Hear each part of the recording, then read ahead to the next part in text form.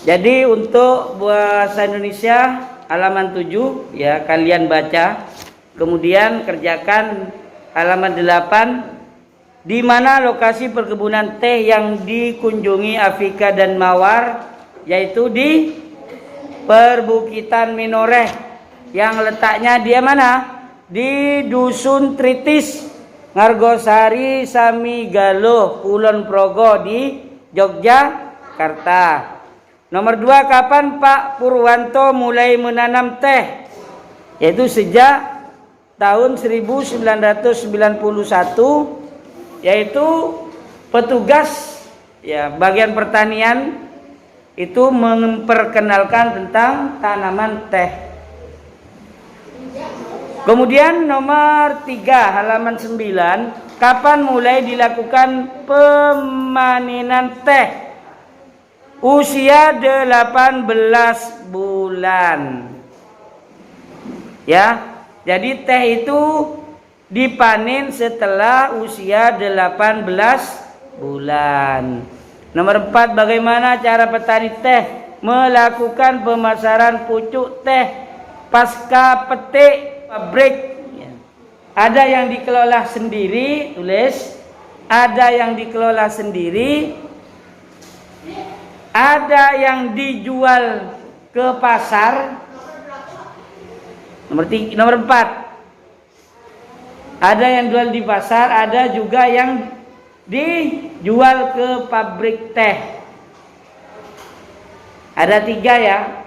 Mereka setelah panen teh itu ada yang dijual ke pasar, ada yang dibuat teh sendiri, ada yang dijual ke pabrik teh.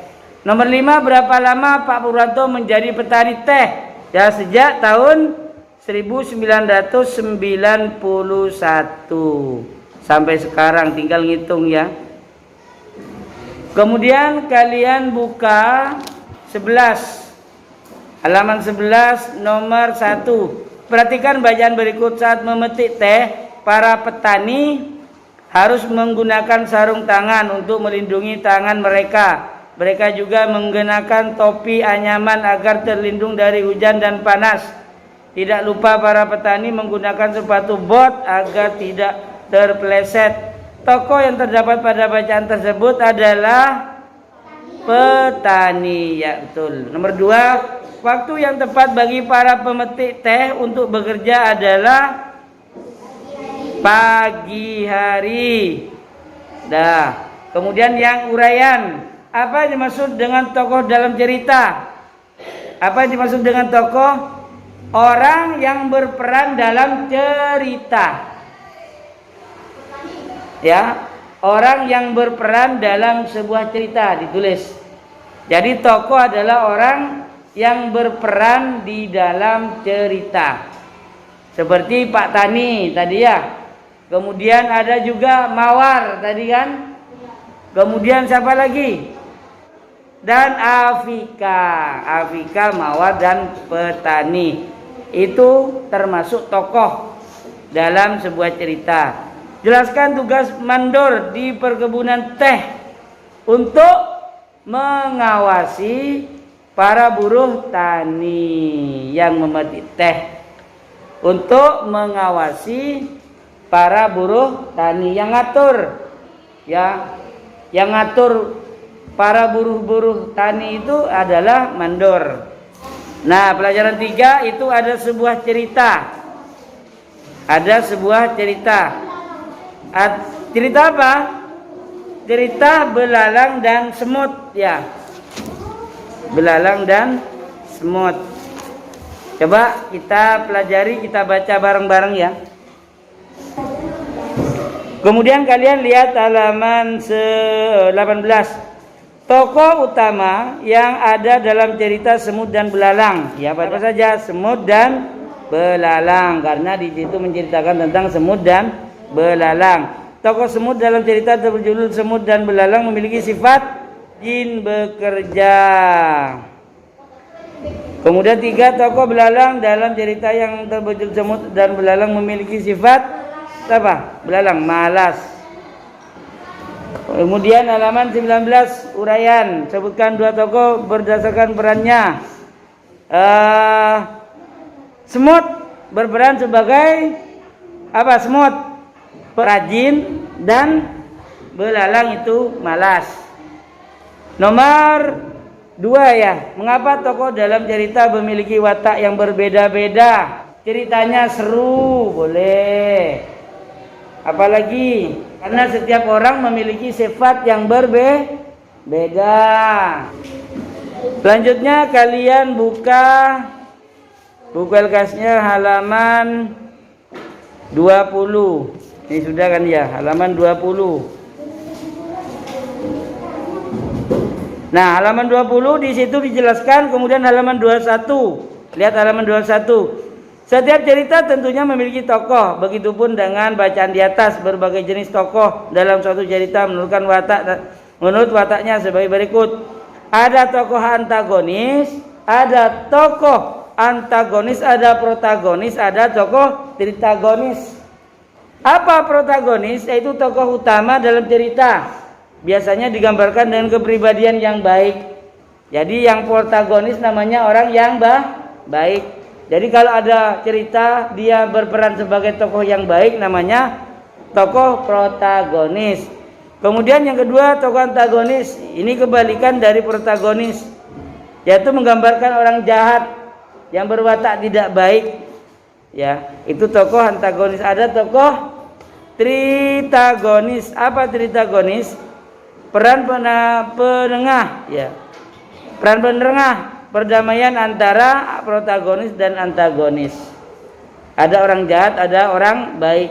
Maka orang jahat ini namanya antagonis. Kemudian yang orang yang baik ada namanya protagonis. Dan yang menyatukan antara protagonis dan antagonis yaitu tritagonis. Itulah nama sebuah tokoh. Ketika berada di kamarnya, Siska teringat bahwa besok adalah saatnya berbagi kue berkebahagiaan. Itu adalah kebiasaan tahunan sekolah Siska ya. Kue yang dibawa bisa diberikan kepada sahabat. Siska sangat ingin memberikan kue itu untuk Mita karena selalu membantu Siska jika kesulitan. Mulai dari meminjaminya peralatan tulis, bahkan memberi makanan ketika sisa tidak membawa uang saku.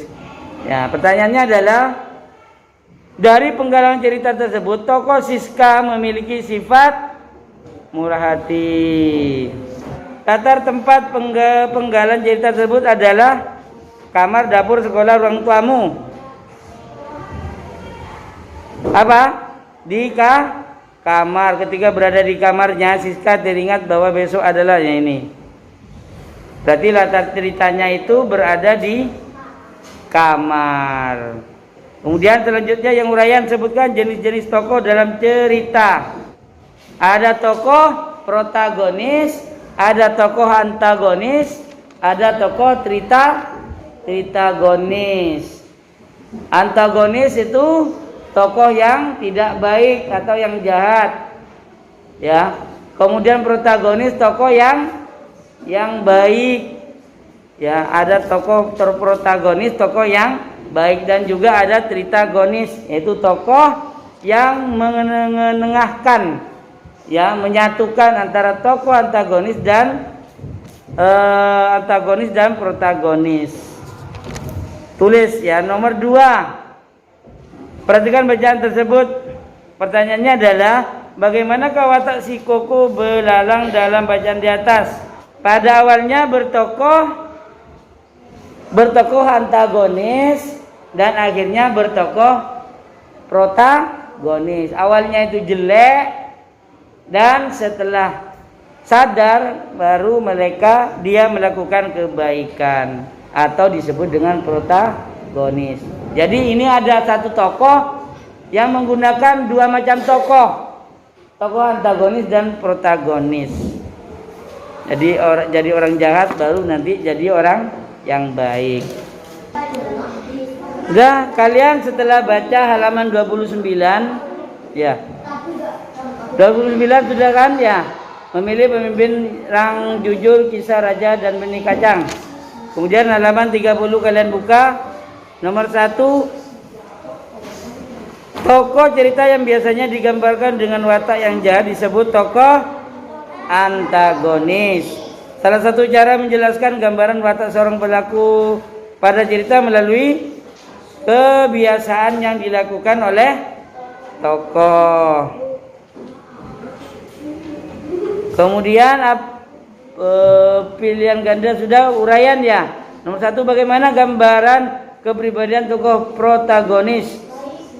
Protagonis, dia memiliki watak kepribadian yang baik. Jadi tokoh yang berkepribadian baik namanya protagonis, dan ditulis. Jadi tokoh yang berbuat baik namanya tokoh protagonis. Kemudian selanjutnya, bagaimana penggambaran watak pelaku pada cerita? Ini dilakukan ya sesuai dengan karakter setiap hari, tingkah lakunya. Jadi kalau tingkah lakunya baik berarti dia protagonis. Kalau tingkah lakunya jelek berarti antagonis. Nomor 3, apa sajakah unsur intrinsik cerpen? Unsur intrinsik cerpen seperti tokohnya, kemudian watak tokohnya, alurnya, alur cerita, kemana jalannya cerita, dan juga pesan yang ada dalam cerita itu namanya unsur-unsur intrinsik. Kalian buka kembali